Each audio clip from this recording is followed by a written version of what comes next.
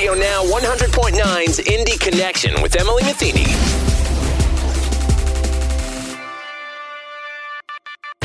Hello, I'm Emily Metheny, your host. We are now less than 4 months away from the elections. So this week, I spoke with Russell Hollis, Deputy Director for the Marion County Clerk's Office, about some best practices for being prepared for Election Day and what some resources are people can use to update and check their voter registration, as well as how and when to request an absentee ballot. So Russell, the election is less than 100 days away. It's coming up on Tuesday, November 3rd. If someone wants to go ahead and get registered or check their registration, where can they do that? We recommend that voters register to vote online at indianavoters.in.gov, and voters can also verify their voter registration at that site as well. And I strongly encourage voters, particularly those that have recently moved, to just verify their registration and make sure that their voter registration address is correct. And if someone moves, how close to the election can they move and still be able to vote? They can always vote, right, even if it's a provisional ballot. But I recommend that voters update their information before the voter registration deadline of Monday, October 5th. When it comes to someone who is turning 18 around the time of the election, if they are 18 by the election day, they can still register to vote and vote on that day, correct?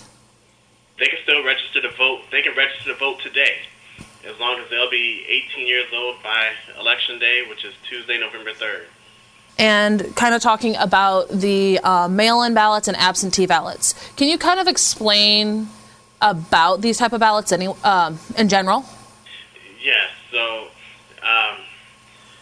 there are multiple ways that a voter can vote. You know, you can vote on Election Day, or you can vote before Election Day, and that's called absentee voting.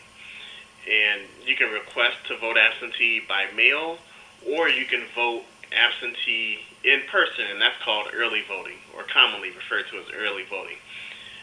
When you vote absentee by mail, you must apply first to vote absentee by mail, and as of today, you must select a reason to vote absentee by mail.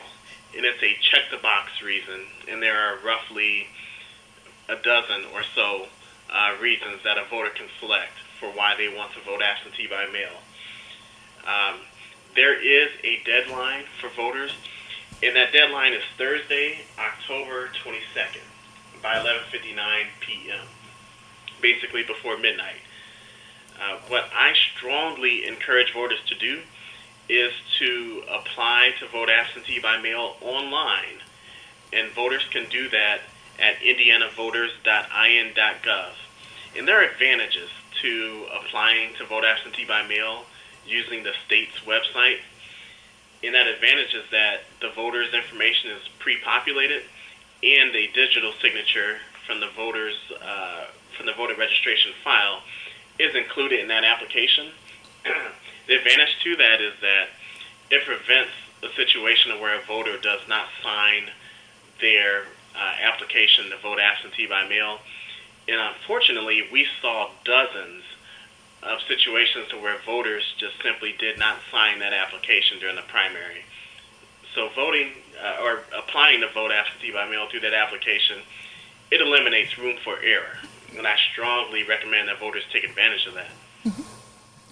And if someone were to submit their application and they didn't sign it, there's not a way after the deadline to go back and sign it, correct? You know, during the primary election, we did call voters and have them come in to sign their application. So yes, we will do our best to contact everyone, but I would recommend that when it comes to absentee applications, that our voters do what we call flattening the curve, right? Don't wait till the deadline to apply to vote absentee by mail. You can do that as early as today. So do it early. That allows us to get you your ballot before that last-minute rush of folks that are applying before the deadline, and it allows us time to call you so you can come in and correct those errors, if any. But if you do it online, it automatically fills in your information, and you're able to sign it digitally, too. That's correct. Yep. Excellent. And if someone is concerned about submitting their ballot because they're worried about it not getting there in time, or there's other potentials for fraud, can you talk a little bit about the safety that is used to make sure the ballots are kept confidential and are safe? Yes. So the ballots, they are not opened until Election Day, and the absentee ballots must be matched with the absentee application to vote by mail before they are counted.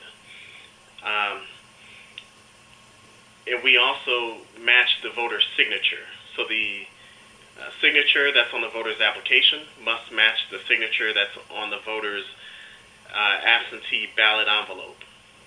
So there are multiple ways to safeguard the absentee ballot. And not only do we not open the absentee ballot on Election Day, but we track that information in our statewide voter registration system. And what that allows us to do is that prevents a voter from mailing in a ballot and also going to a vote center location and voting on or before Election Day, or in person, basically. Excellent. And if someone doesn't feel safe mailing in their ballot, can they bring it in and drop it off? And if so, where can they do that? Absolutely. A voter who receives their ballot, they are welcomed to hand deliver it to our Election Service Center at 3737 East Washington Street, and the zip code is 46201.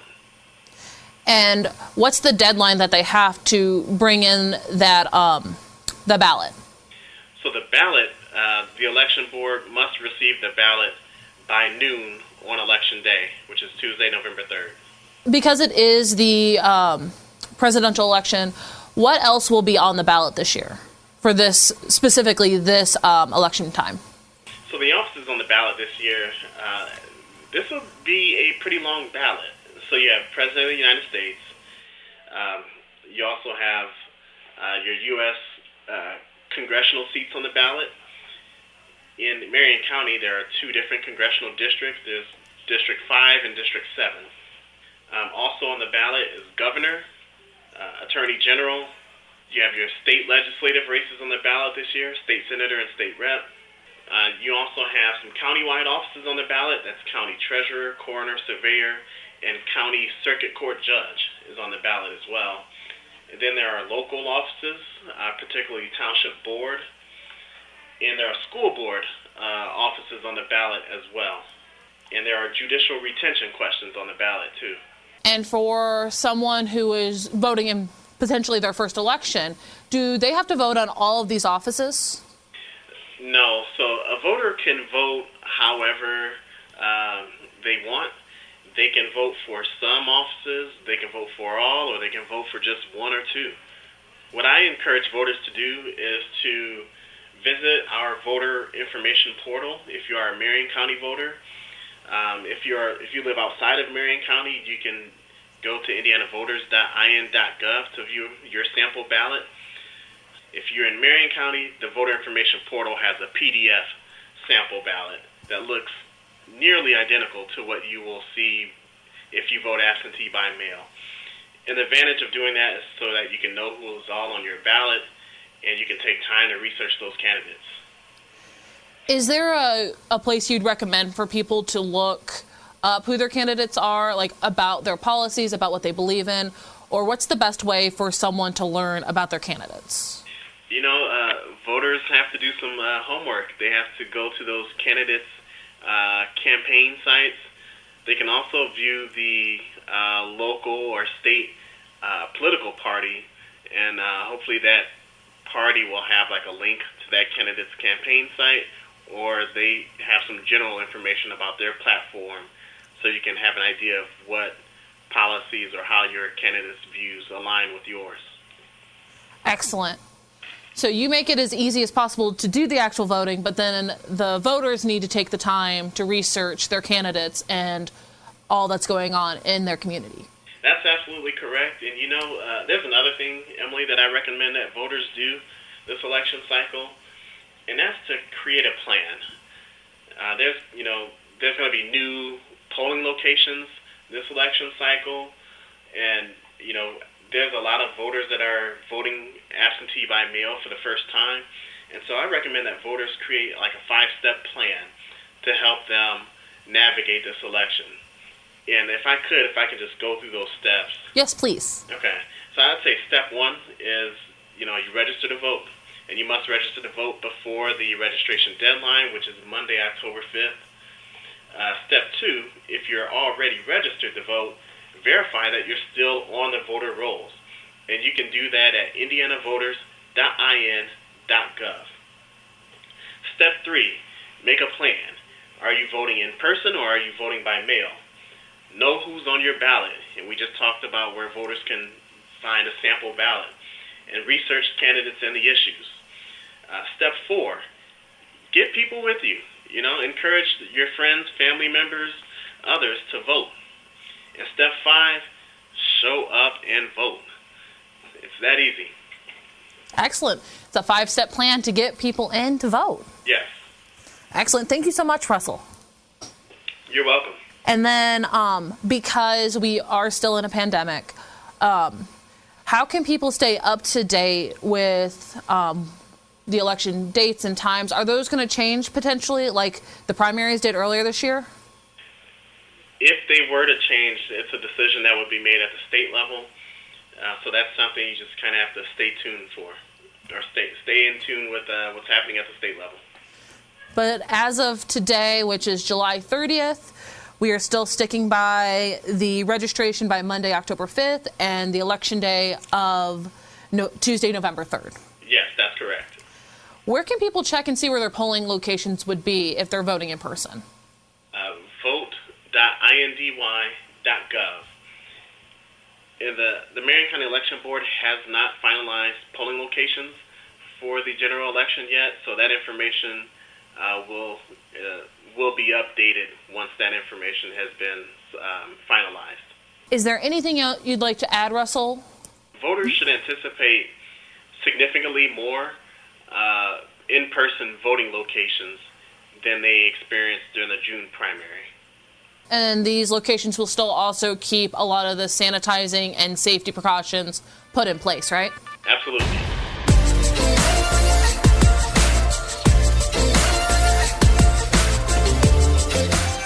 There's a lot of talk about safety when it comes to the pandemic, and a lot of organizations are taking precautions while they are doing what they need to do. The Red Cross is still hosting blood drives, as the need for blood is constant. I spoke with Duchess AJ, Regional Communications Director for the Indiana region of the American Red Cross, about what people can expect when they go to give blood or plasma during the pandemic. Duchess starts our conversation by talking about how broad the work of the Red Cross is before diving into its well-known blood drives. The American Red Cross, we have 5 lines of service. Those lines of service include disaster cycle services, service with the armed forces, international services, training services, and biomedical services. So the Red Cross volunteers and staff work to deliver these vital services, from providing relief and support to those in crises to helping people be better prepared to respond in emergencies. And our 5 lines of service really drive everything that we do. We have thousands of volunteers across our network, and we have staff making sure that we are providing the best support to communities. And one of the things that the Red Cross does, and I feel like a lot of people are familiar with, are the blood drives specifically. We provide more than 40% of the nation's blood supply. And the American Red Cross Blood Services, we do everything from testing blood. We of course, have blood drives with a variety of different organizations, corporations, churches, schools. And during this pandemic, it's been very difficult to make sure that we're collecting as much blood as possible. As you can imagine, those who are in hospitals, they don't really get to take a break. And we often like to say that every 2 seconds, someone in the United States needs blood, and that could be someone who's battling cancer or someone who just had a terrible accident.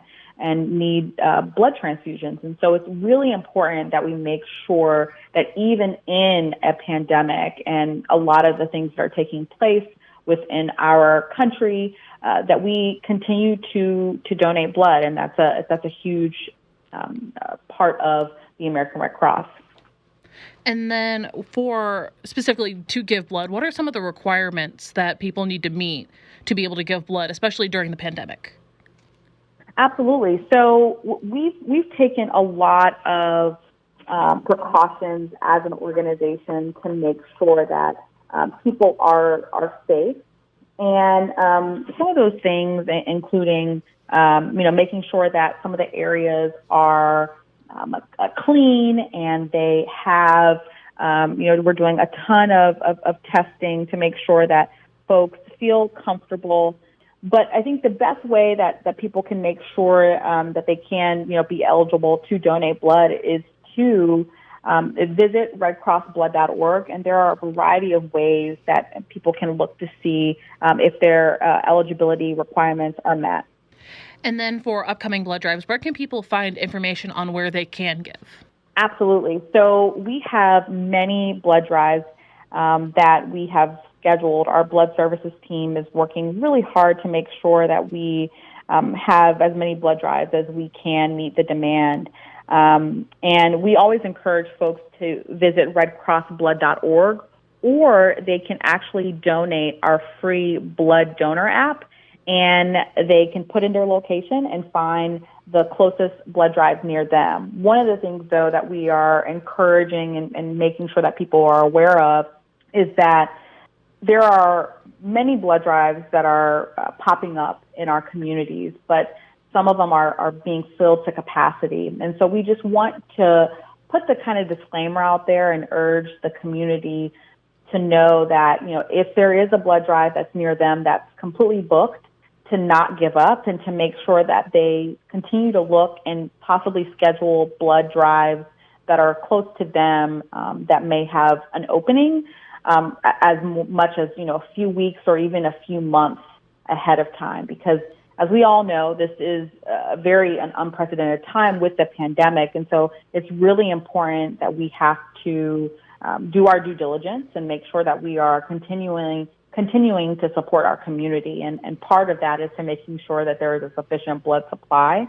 And that's going to be really key. So we are encouraging people to definitely check the website or donate blood and finding a blood drive near them through the blood donor app, but making sure that they are looking multiple times and scheduling as far out as possible to support the people who need blood. And there are multiple types of donations as well, from the whole blood donation and others. Can you talk a little bit about the different ones that you offer?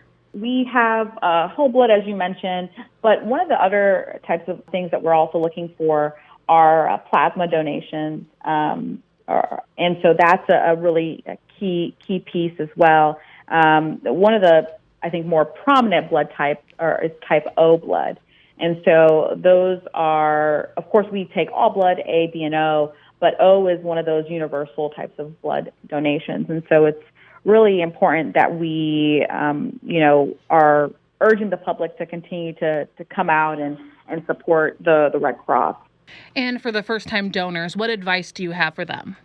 For first-time donors, I think, it's really important that they just have an open mind and an open heart in terms of, if they are not able to give blood, and sometimes that happens, to continue to work with our team to figure out, how they might be able to give blood. Sometimes you might not have, sufficient iron levels, and so that's, really key. I think for the first-time donor, we always recommend going, using that blood donor app and kind of going through the rapid path, which allows people to really kind of bypass all of those questionnaire type of portion of the process so that they can quickly kind of get in and get out. But it doesn't take more, usually than about an hour to donate blood. And so, we're encouraging people to come out and, of course, just be patient along the way because, again, many of these blood drives are booked. but then they're also, we're doing as much as we can, working around the clock to make sure that we have sufficient blood drives in the community.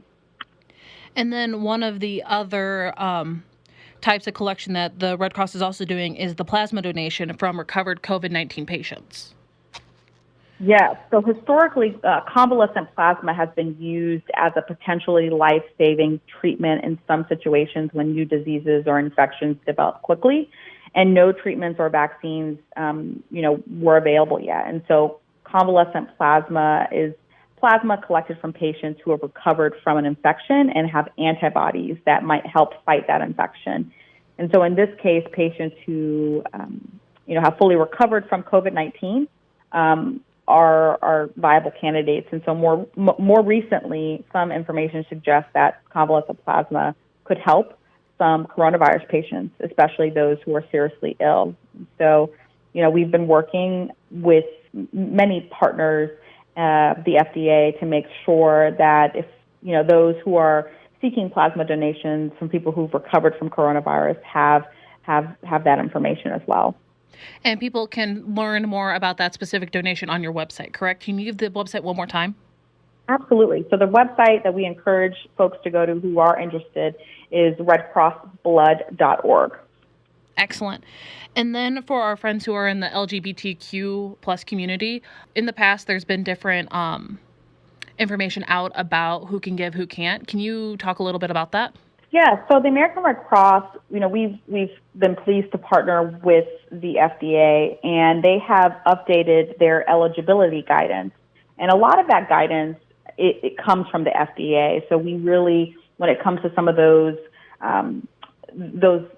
disclaimers that, may have folks not being able to donate, a lot of that comes from the FDA. And so we're excited that they have updated that eligibility guidance regarding men who have sex with men, and these changes will potentially allow more individuals to donate and help ensure blood collection organizations like the Red Cross across the country to continue to meet patient needs throughout this pandemic and beyond. I think it's important to know that, consistent with our Red Cross position, that this is the first and important step toward a greater goal of equitable blood donation, and so that, really we can support all patients that need blood and who want to donate blood. And so that's a really exciting aspect that has just come out.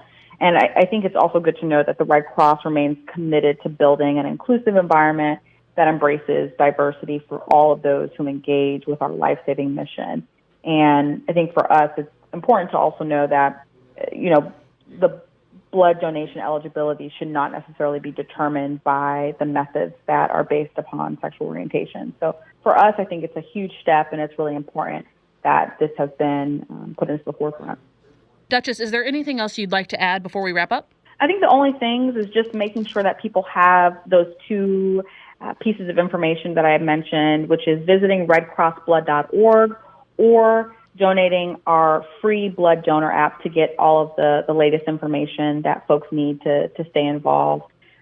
We just encourage people to also continue to follow us on our social media platforms and reach out to us if they ever need any information. Perfect. Thank you so much. Thank you. If you want to reach out, or if you have topics you'd like me to cover, you can reach me at Metheny. That's EMETHENY at radio-1.com. Thank you for listening, and please join me again next week. Until then, have a great week.